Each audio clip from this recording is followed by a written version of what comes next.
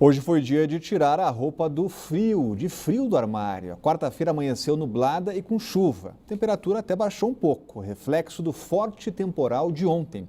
Mesmo assim, março ainda segue com menos chuva que o esperado. O tempo fechou na capital do país. A quarta-feira amanheceu assim, com pancadas de chuva. E o sol não deve aparecer tão cedo. A previsão é com muitas nuvens, e isso seguido de pancadas de chuvas em áreas isoladas. Em época de racionamento de água, muita gente comemorou a previsão. Precisa chover mais, porque vai vir a seca agora, né? O Brasil está precisando de chuva, né? O racionamento de água está precisando. Prefiro esse tempo do que aquele calorão. Com a chuva, né? Tudo ameniza o calor, as barragens, né? Que está precisando que a água chegue. Então, Deus mesmo que está dando-nos essa graça, né? Se a chuva é sinal de felicidade para os moradores do DF, é preciso ter atenção. O Instituto Nacional de Meteorologia emitiu um alerta para a Defesa Civil. A possibilidade de relâmpagos e ventos fortes. Por isso, a recomendação é se abrigar em locais cobertos. Atenção redobrada também no trânsito. Atenção e paciência. Um telespectador mandou um vídeo da chuva que caiu nesta terça-feira. Ele diz que ficou parado durante 30 minutos no setor Hospitalar Sul. Isso às 4h30 da tarde. Olha a situação, deu um nó no trânsito. Apesar do tempo nublado, até o momento a média de chuva esperada para o mês de março, que é de 180 milímetros, não foi atingida. Até a presente data, choveu apenas 130 milímetros. Já o ano passado, no mesmo período, ao término do mês, chegamos a 150 milímetros. Ou seja, ainda estamos abaixo do que choveu com relação ao ano passado. E a chuva não fez muita diferença nos reservatórios. Tanto Santa Maria quanto o Descoberto seguem pouco abaixo de 50% da capacidade. Estão sem água Lago Norte, Varjão, Granja do Torto, condomínios do Jardim Botânico e condomínio Lago Sul.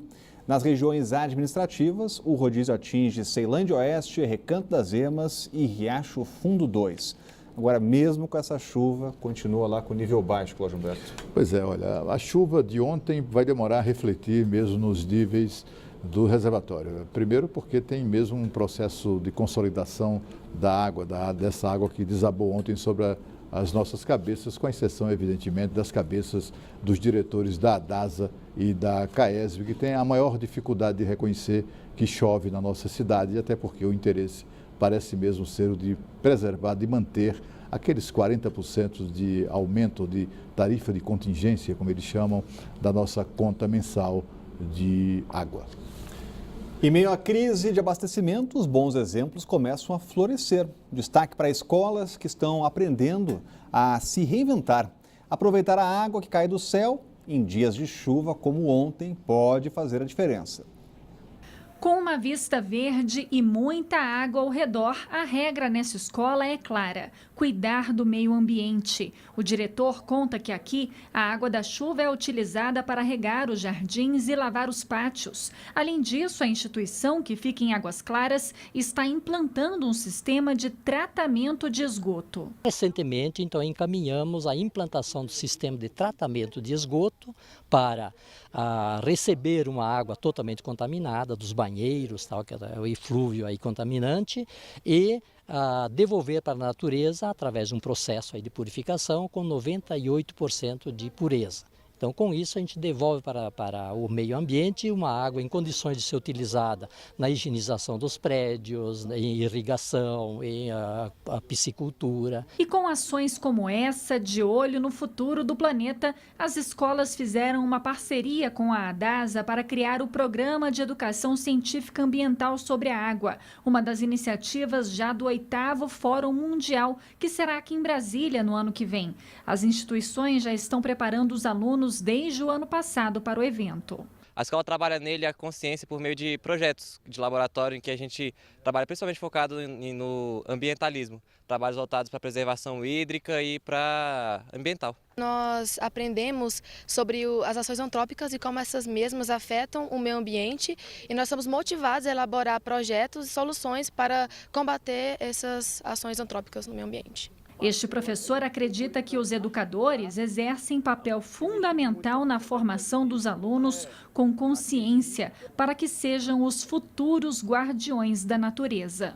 A gente consegue fazer com que o aluno perceba as necessidades que ele precisa resolver. Para quando ele chegar na universidade, ele entender o campo de pesquisa que ele vai seguir e aí então apontar caminhos para resolver problemas da sociedade e do seu tempo. Contas de luz do DF terão alívio de 5,92% no mês de abril.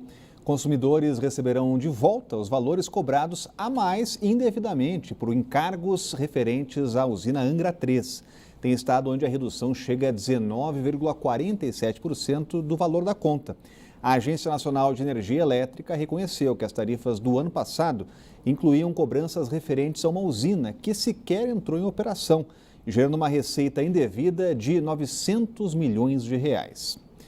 E o ministro do Supremo Tribunal Federal, Celso de Mello, pediu explicações à Câmara dos Deputados sobre o projeto que libera a terceirização. A proposta era da época de Fernando Henrique Cardoso e deve ser sancionada pelo presidente Temer até semana que vem. A gente volta a falar ao vivo com a Renata Dourado, agora à espera dessa sanção, né, Renata? Pois é, Rodrigo, essa ação que a gente está falando aí é uma ação do Partido Solidariedade. A gente lembra que o PT e o PDT também entraram com ações parecidas, com os mesmos argumentos. Qual é o argumento? O partido alega o seguinte, que em 2003, assim que tomou posse, o então presidente Lula pediu a retirada desse projeto de pauta.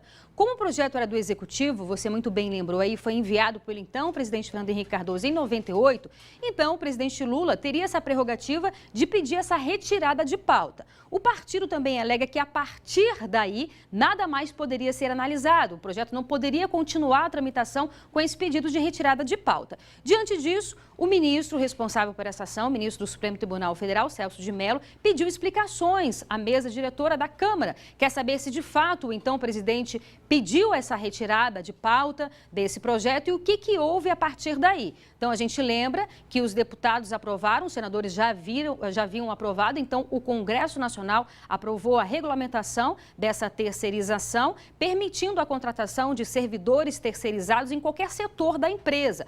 Hoje, como não há uma regulamentação, no entendimento da Justiça, essa terceirização só pode acontecer na chamada atividade meio, ou seja, servidores das áreas de segurança, de informática, de limpeza. Então, a empresa só pode fazer essa contratação.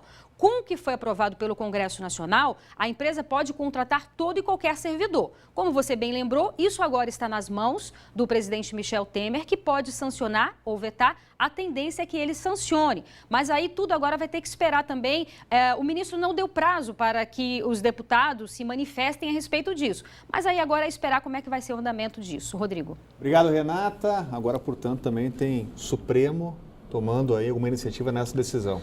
Na verdade, a iniciativa não é do Supremo, a iniciativa é de políticos que entraram com ação no Supremo e provocado, o Supremo tem que se manifestar mesmo, e o ministro fez isso, pediu informações, que é o procedimento padrão, pediu informações à Câmara sobre o projeto que aprovaram por larga maioria e que deverá mesmo ser sancionado pelo presidente Michel Temer.